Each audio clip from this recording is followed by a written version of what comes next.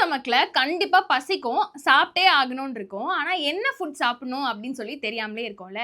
So empty ஸ்டொமக்ல என்ன வேணா சாப்பிடுங்க. ஆனா இந்த 3 ஃபுட்ட மட்டும் கண்டிப்பா சாப்பிடாதீங்க அப்படின்னு சொல்றதுக்கு தான் இந்த வீடியோ. ஹெல்த் குரு நேயர்களுக்கு வணக்கம். எப்பவுமே வந்து நம்ம என்ன சாப்பிடணும், என்ன சாப்பிடக்கூடாது அப்படின்னு வந்து ஒரு டெர்மே வந்து டாக்டர்ஸ் எல்லாருமே சொல்லுவாங்கல்ல. அந்த மாதிரி தான் வந்து இந்த 3 விஷயத்த கண்டிப்பா சாப்பிடக்கூடாது அப்படின்னு சொல்றாங்க. ஃபர்ஸ்ட்ல இருக்கிறது என்ன அப்படின்னு பார்த்தோம்னா ஜூஸ் குடிக்கிறது. எம்ப்டி ஸ்டொமக்ல ஜூஸ் குடிக்கலாம் அப்படின்னு சொல்லி நிறைய பேர் சொல்லுவாங்க. குடிக்க கூடாது அப்படின்னு சொல்லி நிறைய பேர் சொல்லுவாங்க. ஆனா அது 2 போட்டியில எதிரா வந்து வின் ஆச்சு அப்படின்னு பார்க்கும்போது கண்டிப்பா ஜூஸ் குடிக்க கூடாது அப்படின்றது.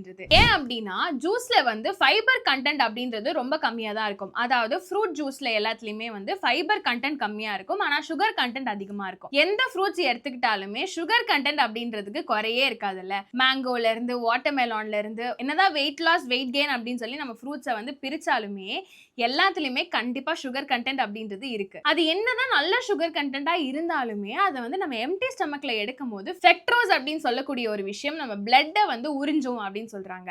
ஏன் அப்படின்னா நம்ம எம்ப்டி ஸ்டொமக்ல நம்ம ஜூஸ் குடிக்கும் போது ஃப்ரக்டோஸ் வந்து நம்ம பிளட்டை எப்படி உறிஞ்சுது அப்படின்னா நம்மளுக்கு வந்து ஃபைபர் கண்டென்ட் கம்மியா இருக்கு. அதுல புரோட்டீன் அப்படின்றது இல்லை அப்படின்னாலும் ஃபைபர் கண்டென்ட் கம்மியா இருக்கும்போது சுகர் கண்டென்ட்டை பேலன்ஸ் பண்ணும் அப்படின்றதுக்காக ஃபைபரை வந்து வேற ஏதாவது நம்ம பாடியில இருக்கக்கூடிய விஷயத்துல இருந்து இன்டேக் பண்ணிக்க ஸ்டார்ட் பண்ணும். வேற என்ன பாடியில இருக்கக்கூடிய விஷயம் அப்படின்னு பார்த்தா அதுதான் பிளட்டை வந்து உரிய ஆரம்பிக்கும் போது நம்ம பாடியில இருக்கக்கூடிய ஃபைபர் கண்டென்ட் ஈக்குவல் ஆனாலும் நம்ம பிளட் சர்க்குலேஷன்ஸ் வந்து கம்மியாகுது. அது மட்டும் இல்லாம டெய்லி எம்ப்டி ஸ்டொமக்ல ஜூஸ் குடிச்சோம் அப்படின்னா பாடியில வந்து கணையம் அப்புறம் கல்லீரல் இருக்குல்ல, அது ரெண்டுத்துக்கும் வந்து ஒரு அழுத்தம் தந்து நம்ம பாடியை பெயின் ஆக்குது. சுகர் கண்டென்ட் இன்க்ரீஸ் ஆகக்கூடாது. ஆனா நான் டெய்லி ஜூஸும் குடிக்கணும் அப்படின்னு நினைக்கிறவங்க சியா சீட்ஸ் மாதிரியான விஷயங்களை ஆட் ஆன் பண்ணி குடிச்சிட்டு வரும்போது அது வந்து சமநிலைப்படுத்துறது மட்டும் இல்லாம நம்மளோட பிளட்ல இருக்கக்கூடிய ஃபைப்ராய்ட்ஸும் வந்து கம்மியாகும். செகண்ட் விஷயம் என்ன அப்படின்னு பாத்தீங்கன்னா தயிர் சாப்பிடுறது. தயிர்ல ப்ரோபயோட்டிக்ஸ் அதிகமா இருக்கிறதுனால இதை நம்ம எம்ப்டி ஸ்டொமக்ல இன்டேக் பண்ணோம் அப்படின்னா அசிடிக் ஃபார்ம் ஆகிறதுக்கான எல்லா வாய்ப்பும் இருக்கு. எம்ப்டி ஸ்டொமக்ல குட் பாக்டீரியாவை வந்து எடுக்கிறது நல்லதா அப்படின்னு பார்த்தா கண்டிப்பா கிடையாது. விட்டமின்ஸ், புரோட்டீன், ஃபைபர் இது எல்லாமே வந்து எடுத்ததுக்கு அப்புறம் வந்து நம்ம ஒரு ப்ரோபயோட்டிக் ஃபுட்டை எடுத்தா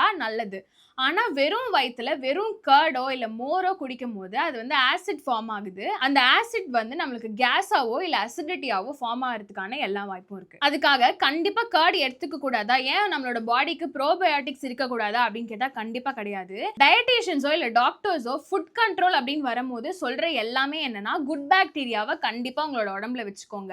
ஏன்னா குட் பாக்டீரியா மட்டும்தான் உங்களுக்கு வந்து இம்யூன் சிஸ்டத்தை அதிகப்படுத்துறது மட்டும் இல்லாம நீங்க என்னதான் ஜங்க் ஃபுட் சாப்பிட்டாலும் அதுல இருந்து உறிஞ்சு உங்களுக்கு அதுல இருக்கக்கூடிய புரோட்டீனோ கார்ப்ஸோ ஏதோ ஒரு விஷயத்தை இன்டேக் பண்ணிக்கிறதுக்கு உங்களுக்கு இந்த குட் பாக்டீரியா அப்படின்றது ஹெல்ப்ஃபுல்லா இருக்கு. அதனால ப்ரோபயோட்டிக் ஃபுட் கண்டிப்பா எடுத்துக்கோங்க. ஆனா எம்ப்டி ஸ்டொமக்ல எடுக்கிறத தவிர்த்துக்கோங்க. முக்கியமா கர்ட். ஃபைனல் என்ன அப்படின்னா south Indian food. South Indian ஃபுட்னு சொன்னாலே அதுல வந்து ஸ்பைசினஸ் இருக்கும். சிக்கன் குழம்பு, மட்டன் குழம்பு அண்ட் சாம்பார்ல கூட ஒரு ஸ்பைசினஸ் இருந்தா தானே சாப்பிடுவோம். நம்ம டெய்லி வந்து இட்லி, தோசை, பொங்கல் இது எல்லாமே இல்லைன்னா கண்டிப்பா நம்மளுக்கு சாப்பாடே இறங்காது. ஐயோ டெய்லி ஓட்ஸ் சாப்பிடணுமா, ஐயோ டெய்லி வந்து நான் இந்த மாதிரி என்னோட டயட்லாம் ஃபாலோ பண்ணுமா, அந்த நட் சாப்பிடணும் இந்த நட் சாப்பிடணும் அப்படின்னு யோசிக்கிறவங்க சவுத் இந்தியன் ஃபுட்டை வந்து கண்டிப்பா லவ் பண்ணுவாங்கல்ல. அந்த லவ்வை வந்து கொஞ்சமா தள்ளி வச்சுட்டு ஸ்பைசி ஃபுட் சாப்பிட்றத வந்து கொஞ்சம் கம்மி பண்ணிக்கோங்க. ஸ்பைசி ஃபுட் சாப்பிட்டா என்ன ஆகும் அப்படின்னா எம்ப்டி ஸ்டொமக்ல அதாவது பிரேக்ஃபாஸ்ட்ல ஆஃப்டர் ஸ்லீப்புக்கு அப்புறம் ஒரு காஃபி ஒரு டீ இன்டேக் பண்ணுறது அப்படின்றது கூட ரெகுலரைஸ் பண்ண வேணாம் அப்படின்னு தான் டாக்டர் சொல்கிறாங்க.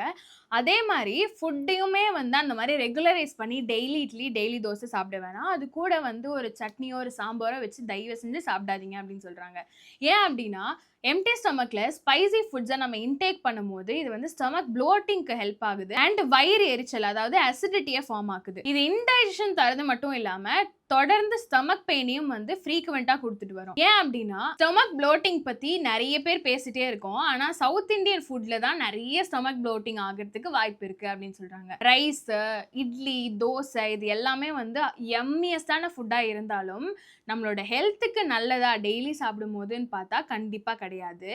இட்லி கூட வந்து நீங்க கொஞ்சமா ஒரு தேங்காய் சட்னி வச்சு சாப்பிட்டீங்கன்னா பரவாயில்ல. அது கூட கார சட்னி, சாம்பார், அதுக்கப்புறம் வடக்கறி இது எல்லாமே போட்டு சாப்பிடுறது தான் பிரச்சனையா இருக்கு. ஸோ எம்ப்டி ஸ்டமக்ல என்னைக்காச்சும் ஒரு நாள் வந்து இட்லி தோசை சாப்பிட்டா பரவாயில்ல. லாஸ்ட் அண்ட் ஃபைனல் என்ன அப்படின்னா ஜங்க் ஃபுட் சாப்பிடுறது. எந்த விஷயத்தை எடுத்தாலும் ஜங்க் ஃபுட் சாப்பிடாத, ஜங்க் ஃபுட் சாப்பிடாத அப்படின்னு சொல்றாங்க. ஏன் ஜங்க் ஃபுட் வந்து காலையில எம்ப்டி ஸ்டமக்ல சாப்பிடக்கூடாது அப்படின்னா அது வந்து உங்களோட டே ஃபுல்லா இருக்கக்கூடிய டைஜஷன்ஸை வந்து பாதிக்க போகுது. ஸோ ஆயில் ஃபுட்ஸையும் தவிர்த்துக்கோங்க, ஜங்க் ஃபுட்ஸையும் தவிர்த்துக்கோங்க. இந்த மாதிரி ஹெல்ப்ஃபுல்லான கண்டென்ட்ஸ் தெரிஞ்சுக்கணும் அப்படின்னு நினைச்சீங்கன்னா எங்களோட ஹெல்த் குரு பேஜை ஃபாலோ பண்ணிக்கோங்க.